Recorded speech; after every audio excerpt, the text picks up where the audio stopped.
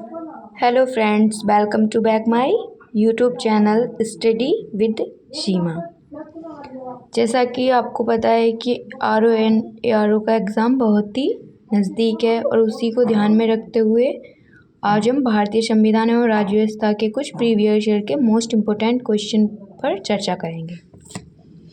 First question है, भारत के संविधान के भाग 9A में निम्नलिखित क्षेत्र की स्थानीय प्रशासन की इकाइयों को संवैधानिक आधार प्रदान किया गया है। ग्रामीण क्षेत्र की या शहरी क्षेत्र की। तो इसका ऑप्शन दे रखे हैं, जैसे ए ऑप्शन में केवल 1, ऑप्शन बी में है केवल 2, ऑप्शन सी में है 1 और 2 दोनों, ऑप्शन डी में है ना तो 1 और ना ही 2। करेक्ट आंसर है इसका ऑप्शन बी। बी में क्या है? शहरी क्षेत्र। आओ इससे रिलेटेड कुछ अन्य महत्वपूर्ण तथ्य और देख लेते हैं। शहरी क्षेत्र की स्थानीय स्वशासन इकाई का प्रावधान संविधान के किस भाग में किया गया है? भाग 9 के ए में। नेक्स्ट फैक्ट है, पंचायती राज व्यवस्था तथा नगरपालिका का प्रावधान संविधान में किस संशोधन द्वारा किया गया? क्रम से बताइए। तो 73वां तथा 74वां संविधान संशोधन अधिनियम 1992। पंचायती राज व्यवस्था तथा नगरपालिका का प्रावधान किस किस उसमें किया गया था संविधान संशोधन में? 73वें संविधान संशोधन में और 74वें संविधान संशोधन में। और ये दोनों संशोधन कब हुए थे? 1992 में। नेक्स्ट फैक्ट देखते हैं, भाग 9 के ए में शामिल है। इसमें पूछा है भाग 9 के ए में कौन कौन से आर्टिकल शामिल हैं?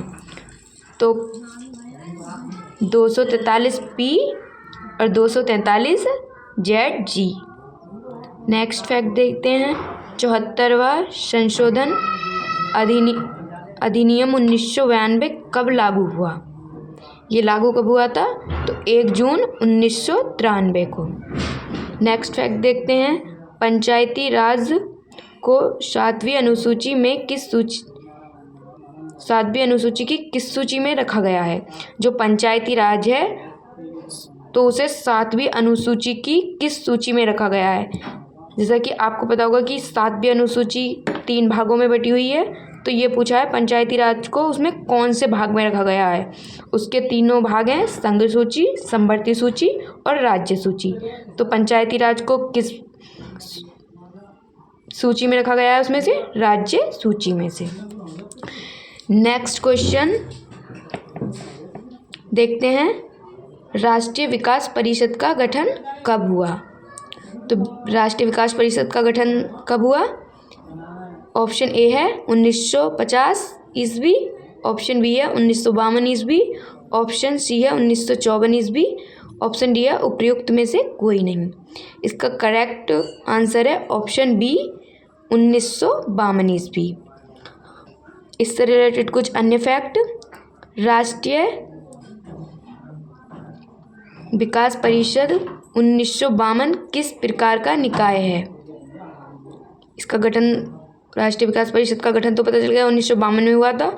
अब ये भी पूछ सकता है ये निकाय किस प्रकार का है, तो ये किस प्रकार का निकाय है? कार्यकारी निकाय। नेक्स्ट फैक्ट है, राष्ट्रीय विकास परिषद का अध्यक्ष कौन होता है? तो राष्ट्रीय विकास परिषद का अध्यक्ष होता है देश का प्रधानमंत्री। नेक्स्ट फैक्ट है, क्षेत्रीय परिषदें किस प्रकार की निकाय होती हैं? ये वैधानिक निकाय होती हैं। जो क्षेत्रीय परिषदें होती हैं वो वैधानिक निकाय होती हैं। क्षेत्रीय परिषदों का गठन किस अधिनियम के तहत हुआ था? तो ये हुआ था राज्य पुनर्गठन अधिनियम 1956 के तहत। क्षेत्रीय परिषदों की कुल संख्या कितनी है? तो ये संख्या है 5। क्षेत्रीय परिषदों की संख्या है 5। अब हम थर्ड क्वेश्चन देखते हैं, संविधान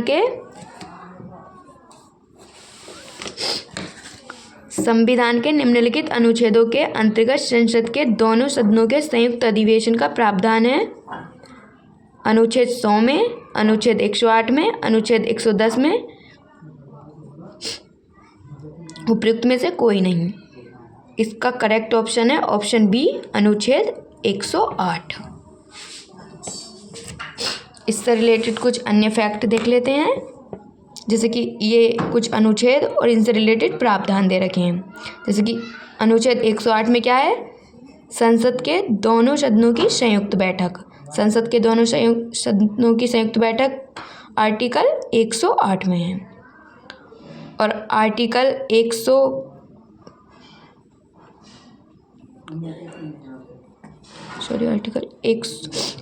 100 में क्या है, आर्टिकल 100 में है सदनों में मतदान रिक्तियों के होते हुए भी सदनों की कार्य करने की शक्ति और गति गणपूर्ति। सदनों में मतदान रिक्तियों के होते हुए भी सदनों की कार्य करने की शक्ति और गणपूर्ति कितने में है, आर्टिकल 100 में। अब नेक्स्ट आर्टिकल देखते हैं, आर्टिकल 112। इसमें क्या प्रावधान किया गया है, वार्षिक वित्तीय विवरण एवं बजट। 112 में वार्षिक वित्तीय विवरण जिसे बजट कहते हैं, यह आर्टिकल 112 में है। अनुच्छेद 110 वेरी वेरी इंपॉर्टेंट, इसमें क्या प्रावधान है, अनुच्छेद 110 में दे रखा है धन विधेयक की परिभाषा। क्वेश्चन नंबर 4, भारत के संविधान की निम्नलिखित अनुसूचियों में 3 विधा सूचियों का प्रावधान है। जो 3 अनुसूची हैं वो कौन सी अनुसूची में हैं, जो 3 विधा अनुसूची हैं वो कौन सी सूची में हैं, अभी पीछे बताया था। तो देखते हैं यहाँ पे, ए है 6 अनुसूची, बी है 7 अनुसूची, सी है 8 अनुसूची, डी उपयुक्त में से कोई नहीं। तो कौन सा है, ऑप्शन बी इज करेक्ट। 7वीं अनुसूची में तीनों अनुसूचियाँ दे रखी हैं, कौन सी, संघ सूची, राज्य सूची, समवर्ती सूची। इससे रिलेटेड कुछ अन्य फैक्ट, भारतीय संविधान का कौन सा अनुच्छेद केंद्र तथा राज्यों के मध्य शक्तियों के विवरण के लिए 3 सूचियों को प्रस्तुत करता है। तो 3 सूचियों को कौन सा अनुच्छेद प्रस्तुत करता है, अनुच्छेद 246।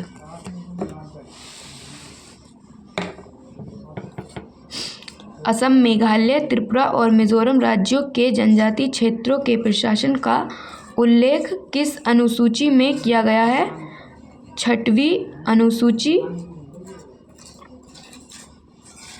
और इनका उल्लेख बारदोली कमेटी की सिफारिश पर किया गया था। 6वीं अनुसूची में इन राज्यों का भारतीय संविधान के अनुसूची 8 में किसका उल्लेख है, तो भारतीय संविधान की अनुसूची जो 8 है उसमें है भाषाओं का उल्लेख। और उसमें कितनी भाषा दे रखी है 8वीं अनुसूची में, 22 भाषाओं का उल्लेख दे रखा है।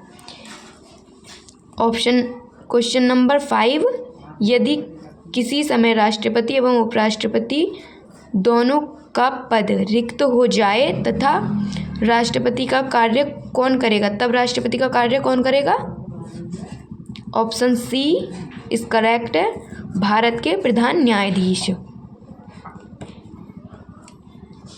अगर राष्ट्रपति किसी कार्य से मतलब अपने पद पर नहीं है तब तो उपराष्ट्रपति संभालते हैं उनका कार्यभार। अगर किसी कारणवश दोनों ही अपने पद पर नहीं है तो फिर कौन संभालेंगे, तो भारत के प्रधान न्यायाधीश। और जैसा कि नेक्स्ट है, ये भारतीय राष्ट्रीय के रूप में कार्य करने वाले एकमात्र मुख्य न्यायाधीश कौन थे, भारतीय राष्ट्रपति के रूप में कार्य करने वाले एक मुख्य न्यायाधीश थे जस्टिस हिदायतुल्ला। बीमार या अन्य कारण से राष्ट्रपति के अनुपस्थिति में उनका कार्यकाल कौन संभालेगा, उपराष्ट्रपति। और मृत्यु या पद त्याग मतलब पहले समय से पहले पद त्याग दिया तो जब तक अन्य न्यू निर्वाचन नहीं होगा तो जब तक उपराष्ट्रपति राष्ट्रपति का पद संभालेंगे। इनको एक्टिंग प्रेसिडेंट कहा जाता है। भारत के उपराष्ट्रपति पर महाभियोग प्रक्रिया का वर्णन संविधान के किस अनुच्छेद में है, अनुच्छेद 61।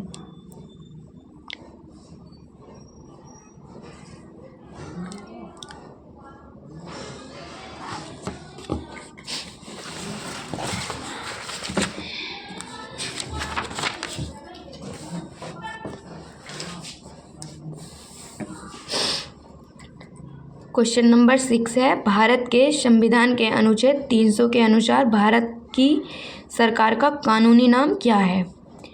अनुच्छेद 300 के अनुसार भारत की सरकार का कानूनी नाम क्या है?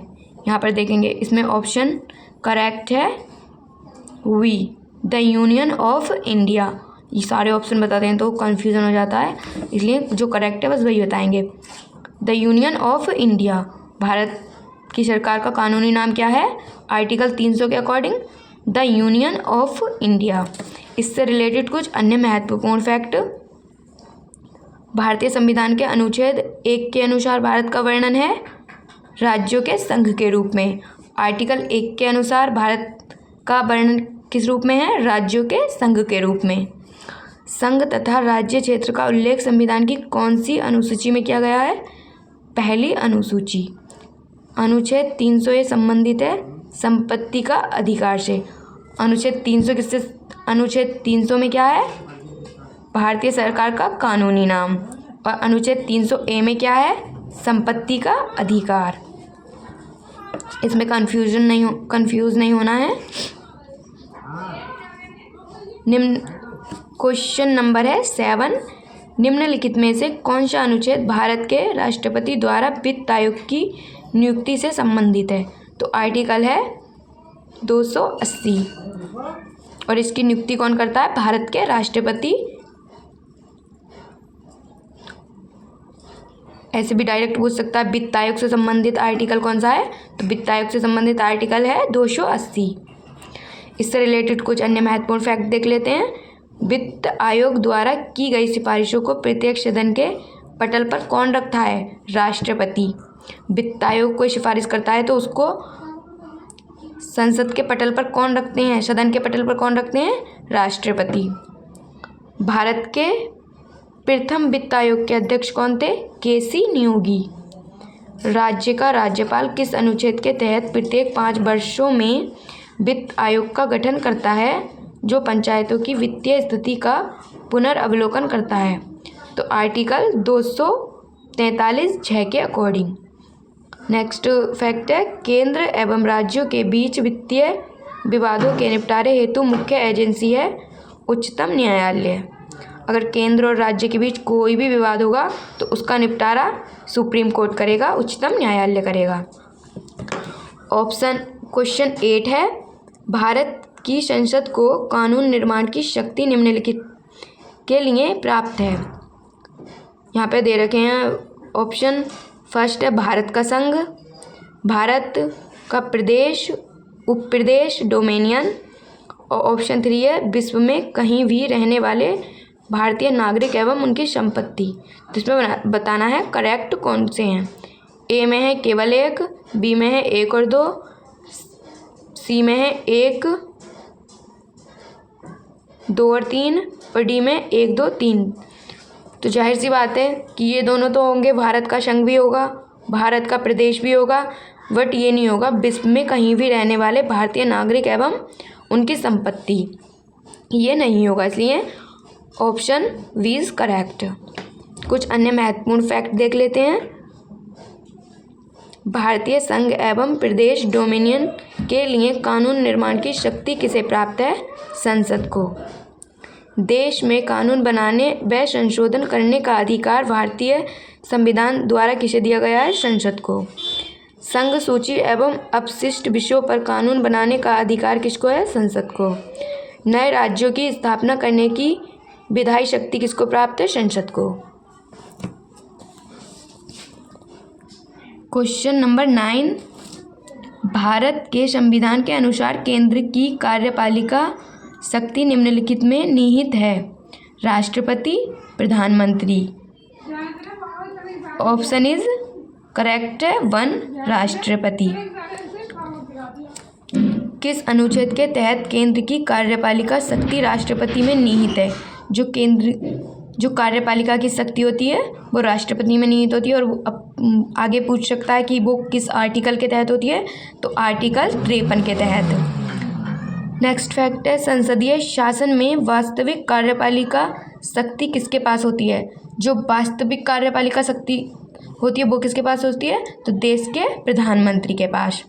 नेक्स्ट फैक्ट है, मंत्रिपरिषद की अनुशंसा पर लोकसभा को भंग कर सकता है? मंत्रिपरिषद की सिफारिश या अनुशंसा पर कौन भंग कर सकता है लोकसभा को? राष्ट्रपति। नेक्स्ट फैक्ट है, राष्ट्रपति को किस अनुच्छेद के तहत अध्यादेश जारी करने की शक्ति प्राप्त है? तो ये है, अध्यादेश जारी करने की शक्ति किसको प्राप्त है? राष्ट्रपति को। और ये किस आर्टिकल के तहत उन्हें प्राप्त है? तो ये है 123 के। राज्यपाल को अध्यादेश जारी करने की शक्ति प्रदान करने वाला अनुच्छेद, अब ये राष्ट्रपति, अब ये राज्यपाल हो गया, तो राज्यपाल को आर्टिकल 213 के according. Option last and 10 question last and 10। सूची फर्स्ट को सूची सेकंड और से नीचे मतलब सम्मिलित करना है। सूची फर्स्ट को सूची सेकंड से। ये इधर दे रखा है, वर्तमान आयु आहर्ता न्यूनतम आयु आहर्ता और ऑफिस या पद, मतलब कौन से पद के लिए कितनी आयु निश्चित की गई है सरकार द्वारा। तो जैसे ये है 21 वर्ष भारत के राष्ट्रपति, 25 इधर दे रखा है 21 वर्ष, 25 वर्ष, 30 वर्ष, 35 वर्ष, और इधर है भारत के राष्ट्रपति, पंचायत सदस्य, राज्य विधानसभा सदस्य, राज्य विधान परिषद सदस्य। तो क्या होगा? सबसे बड़े कौन होते हैं? राष्ट्रपति, मतलब फर्स्ट नागरिक ऑफ कंट्री, तो राष्ट्रपति, तो सबसे ज़्यादा राष्ट्रपति की होगी। तो मतलब डी का भारत के राष्ट्रपति, डी का 1 देख लेंगे यहाँ पे, डी का 1 किस में है? डी का 1 है 1 में। अगर ये भी नहीं होता, ऐसे सब सेम होते तो 1 2 और देख लेते जैसे, तो डी का 1, तो यहाँ पे है ए, ऑप्शन इज़ करेक्ट। अब इधर दिए रखे हैं कुछ अन्य रिलेटेड, मतलब इनकी आयु डिस्क्राइब कर रखी है, जैसे न्यूनतम आयु और ऑफिस पद, यह है 21 वर्ष पंचायत सदस्य के लिए, 25 वर्ष राज्य विधानसभा सदस्य एवं लोकसभा सदस्यों के लिए, 30 वर्ष राज्य विधान परिषद सदस्य राज्यसभा के जो सदस्य होते हैं उनके लिए 30 वर्ष, और 35 वर्ष भारत के राष्ट्रपति एवं राज्यपाल के लिए भी 35 वर्ष की होती है। अगर वीडियो अच्छी लगी हो और इस तरह के क्वेश्चन आप पाना चाहते हैं किसी भी सब्जेक्ट के, तो प्लीज़ कमेंट करें, लाइक करें, सब्सक्राइब करें। Thank you.